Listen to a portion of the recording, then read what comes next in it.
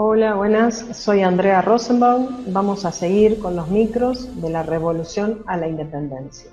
Hoy vamos a hablar del 9 de julio de 1816.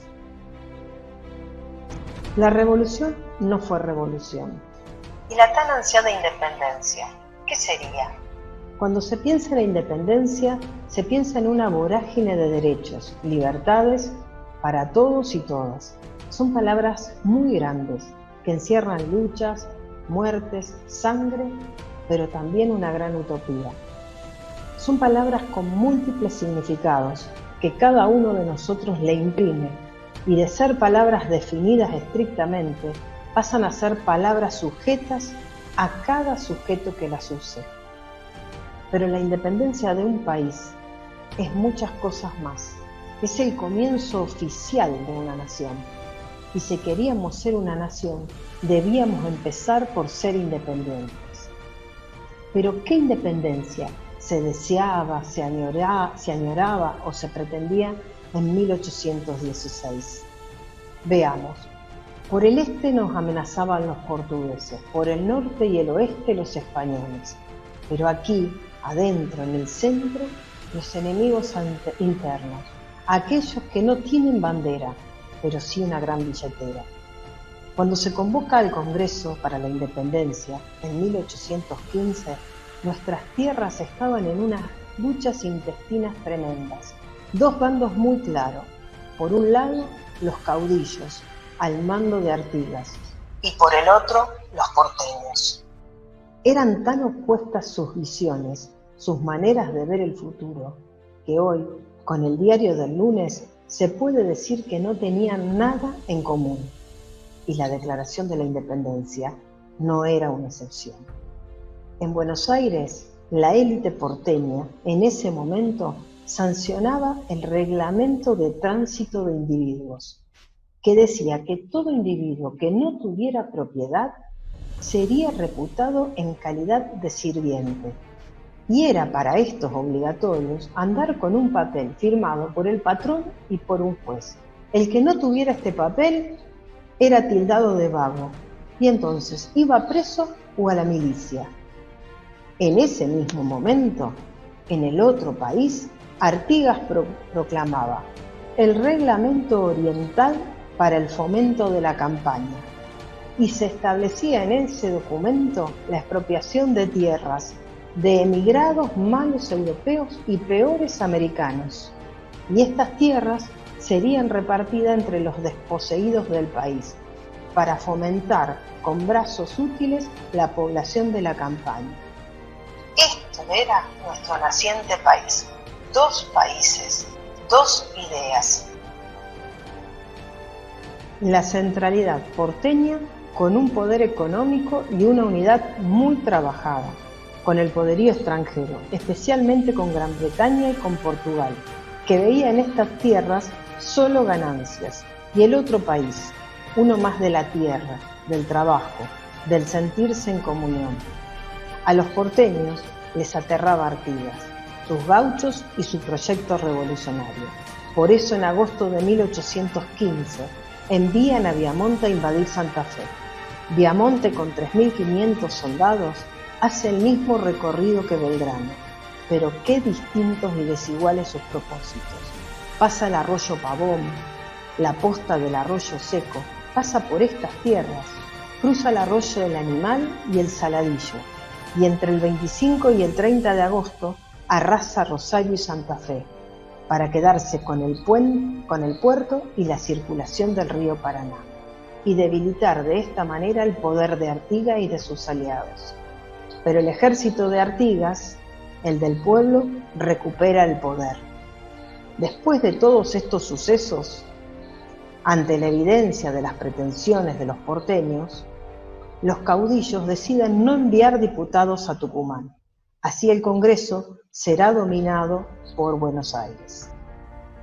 La idea de Tucumán, sin embargo, había sido concebida para alejarse de los porteños, lejos de los puertos y en medio del territorio. Igual, los primeros en llegar a Tucumán fueron los diputados de Buenos Aires, por las dudas, pero también los cuyanos, enviados por San Martín, que estaba en Mendoza tratando de preparar el ejército para cruzar los Andes y librar las batallas que hicieran falta para lograr ser libres. Pero necesitaba que se declarara la independencia. La independencia urgía. El 24 de marzo de 1816 se inauguran las sesiones del Congreso. El gran debate fue la forma de gobierno. La mayoría de los congresales estaba de acuerdo en establecer una monarquía constitucional, que era la más aceptada en Europa. Y como siempre, estábamos mirando a Europa.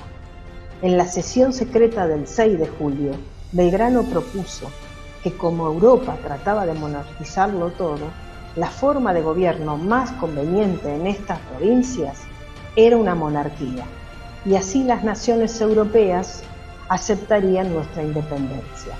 Pero para Manuel, el trono debía estar ocupado por un representante de los incas.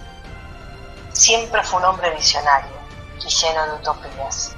Belgrano recibió el apoyo de San Martín y de Güemes. La idea también le gustó a los delegados altoperuanos, que propusieron un reino con capital en Cusco. Como imaginarán, para los porteños, la coronación de un inca era inadmisible y ridícula. El diputado por Buenos Aires, Anchorena, llegó a decir que no aceptaría un monarca de la casta de los chocolates, un rey en hojotas. Obvio que no se llegó a ningún acuerdo y el tema quedó pendiente. Luego se trató el proyecto de liberación sobre la libertad e independencia del país. Y al fin, bajo la presidencia de San Juanino Laprida, el secretario Juan José Paso preguntó a los congresales si querían que las Provincias Unidas fuesen una nación libre de los reyes de España y su metrópolis. Todos los diputados aprobaron por aclamación la propuesta de Paso y uno a uno firmaron el acta de independencia. Independientes del rey Fernando VII, sus sucesores y metrópolis. Esta oración iba a enojar muchísimo a San Martín, que sabía de los negociados que se estaban dando entre Buenos Aires y los portugueses y los ingleses. Por eso, en la sesión del 19 de julio, Medrano, diputado por Buenos Aires, señaló que antes de pasar el acta al ejército se agregase y de toda dominación extranjera. Pero también acompañaron el acta con un documento que terminaba diciendo: fin de la revolución, principio del orden. Fin de la revolución. Los congresales dejaban bien claro que les preocupaba dar una imagen de moderación frente a los poderosos de Europa, que no estaban tolerando en esos momentos la palabra revolución. Éramos independientes, políticamente, de España y de toda dominación extranjera, pero estábamos en una situación muy delicada, que conduciría a una dependencia económica de otras potencias europeas. El 9 de julio de 1816, en la casa que había prestado doña Francisca Bazán, los diputados que habían llegado de todas partes del ex virreinato declararon la independencia de las Provincias Unidas del Río de la Plata. Comenzaba una nueva etapa para lo que empezaba a ser nuestro país. Nacíamos como nación en un mundo que estaba reacomodándose, donde se había barajado y se estaba dando nuevamente. Nuestra nación tenía bandera y escarapela, y tenía independencia. Ahora había que defenderla.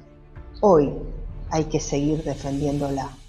Siempre habrá quienes nos la quieran arrebatar, adentro y afuera. Siempre habrá una burguesía centralizada y concentrada, con un poder económico que querrá venderla o darla a cambio de billeteras robustas. Pero también estará el pueblo, y habrá belgranos, sanmartines y morenos, capaces de luchar por mantenerla y declararla cada vez que haga falta.